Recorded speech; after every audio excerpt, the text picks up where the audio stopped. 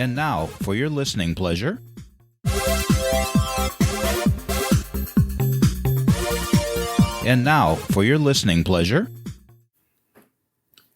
Here I am in Italy, and there you are sitting somewhere biting your fingernails because today is a highly provoking anxiety day. I'm Carolyn Sanic, life coach, author, and high-value woman. This is my podcast, Thrive, where for 2 to 3 minutes a day, I help people thrive.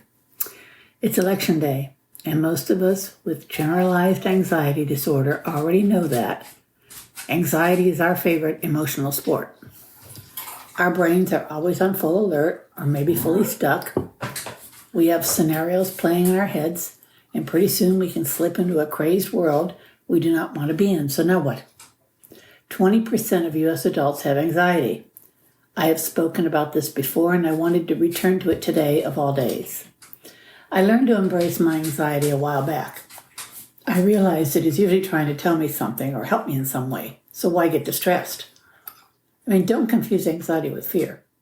They are two separate animals. In fact, speaking of animals, fear is what you feel when you're hiking and there's a bear, a big, growling bear.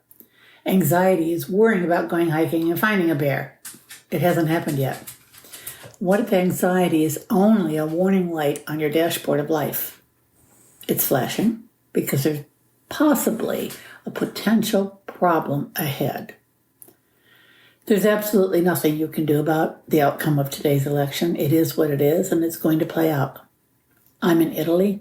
I'm traveling. If I were home, I would stay home. I would be less anxious making that choice. See where I'm coming from? You can control it.